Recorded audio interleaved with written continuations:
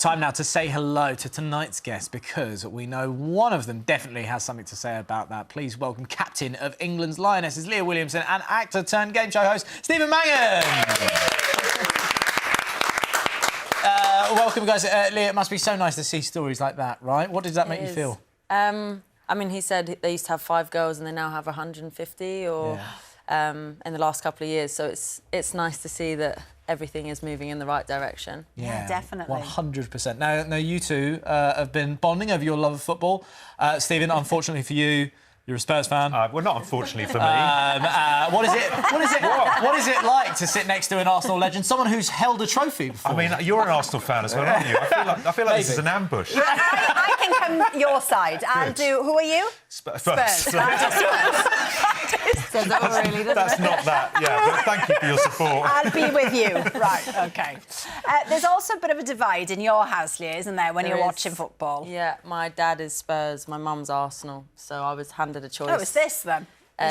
Basically, I obviously chose correctly. Look. Hang on a minute. So how does that even work, Leah, in your house? It doesn't So work. your dad is like, what, like a die-hard Tottenham Hotspur fan? Proper Spurs. He took me to a game. He took me to my first game was a Spurs game. Wow. And then I went with my mum to the Arsenal.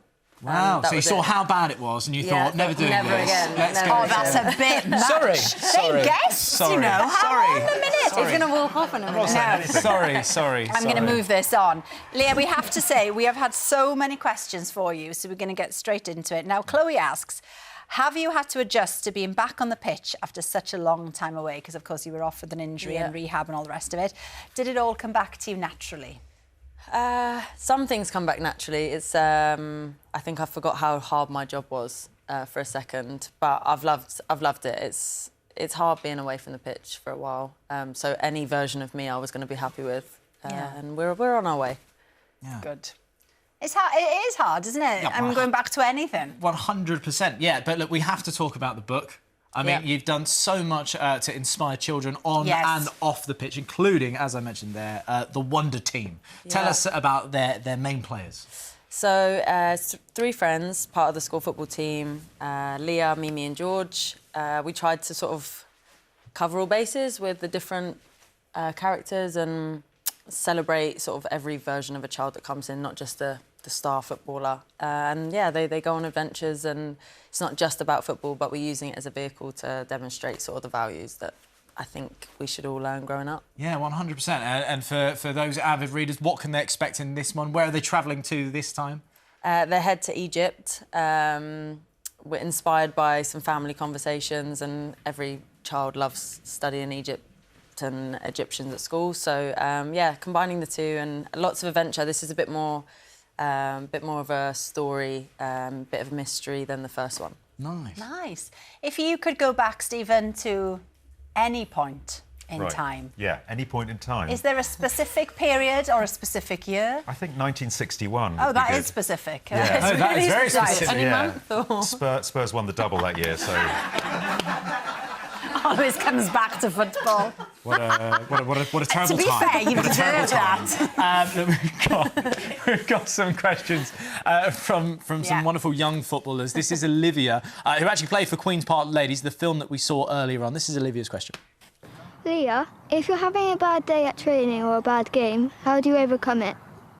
It's a good question. I try to remember that I play football because I love it, and the experience of one day, I'm not going to let it change the experience of tomorrow. That sounds really deep. But it's a good answer. Sounds like it needs to be scribed on a T-shirt. You can always learn from anything that goes wrong, and then just take it into tomorrow and make tomorrow better. Nice. Just time for Alice as well, who was inspired to play football after seeing the Lionesses win the Euros. Here's Alice. How can I be the best defender on my team? Oh, I don't know the answer to that. But look, being a defender yourself, you must have some nuggets of information there. I think being a defender, most of the time somebody else is trying to control you. So I think if you, it's mostly using your brain and trying to be 2 steps ahead of whoever's coming at you. I think that's your greatest strength. A lot of it can be done up here before Are we talking mind games or tactically? if you'd like to, that's your style. Yeah, isn't it? no, never. Who knows? No, tactically, I think if you can master that, then you're on your way. But it's about, I don't know, your job is to stop goals and just do that job well, and your teammates will appreciate you. Fantastic. Hey, look, Leah's book, The Wonder Team and the Pharaoh's Fortune, is out now. In a moment, we'll be talking to Stephen here about his new game show set in the Caribbean. Hard job. But first, we're off to Sunday. It's time now to check in with Stephen, who's got a new reality game show to fill the huge void left by the traitors. It's called The Fortune Hotel. Stephen. Yes. This is exciting. Oh, I'm more excited about this and more nervous about this coming out than anything I think I've ever done before. Yeah. But it is sort of there'll be a lot of I should say nervous because I it. think it's really great, and it's not an area that I'm used to acting and being part of a team, and this is just it was a lot of fun. Well, tell us everything we need to know now then. It was shot in the Caribbean. Would you believe me if I told you it was really hard work? You won't. I won't bother. It was 4 weeks. We shot it in the Caribbean. It's sort of sun, sand, and secrets. There are 10 pairs of contestants. Yeah. And they're couples. There's mother and daughter team. There's best mates, and they get a suitcase for each pair. 8 of the suitcases have nothing in them. 1 has an early checkout card, and 1 has £250,000 in cash. Wow. And they have to try and work out who's got the money. And they have to swap with each other every night in the bar. It's incredibly tense. And I'm not good with tense. I'm not good with confrontation either. I don't know why I'm doing this. Have you signed up to the right show? Yeah. I mean, I was so happy when anyone did well and so distraught when anyone was kicked out. I mean, I need to be more like Anne Robinson in The Weakest Link, don't I? And a bit more hardcore. Bit colder. Bit colder. Yeah. But yeah, it was a treat. And they took over this whole luxury hotel. We had the whole place to ourselves, and the Caribbean is gorgeous, and it's so exciting. And I think what I love most about the show is it's really funny as well. There's a lot of, Well, look, you've got everything there, but the main part of it, your contestants, some of them are real characters. Let's take a look at some of those hopefuls hoping to win big. I think if we open the briefcase and we have the early checkout, pressure's on. It's like we need to put our money where our mouth is. If we open the briefcase and it's empty, game on.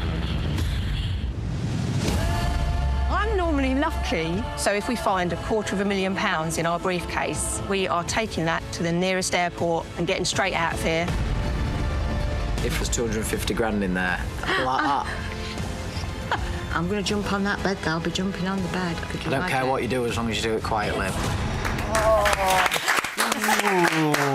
It was so tense and exciting. Well, it's life-changing, the amount of money, though, isn't it? Completely, utterly life-changing. But do you think you personally would be good in a show like this? Because I know that obviously you don't like conversations, things like that. But you're an actor. I know. Would you be good? Thing is, it's really interesting, isn't it? Because if you're really good at bluffing and lying, and you might win the game, but then you think, people are going to be looking at me and never trust me again.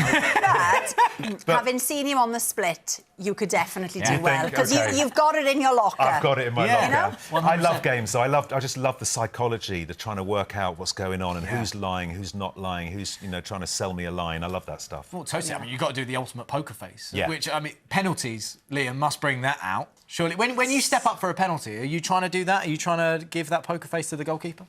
I just tried to be quite relaxed. If a goalkeeper tried to give me mind games, that would make me laugh, I think. Really? Yeah. It's not the end of the world, is it? Yeah. It is when you're English. When you miss it. Yeah, exactly.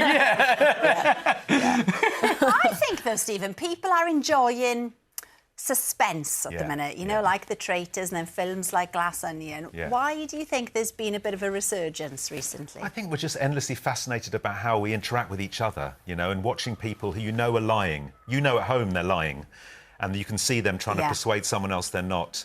And it's like, can you spot it yourself? It's really interesting to put yourself in other people's shoes. I don't know, it's endlessly fascinating.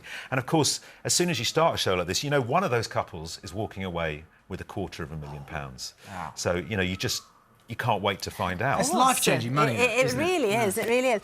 Now, we know you two like football, albeit different teams, but you also love music. We know, Stephen, you present on Classical FM. And then, Leah, they were telling me you'd played piano with the BBC Symphony Orchestra.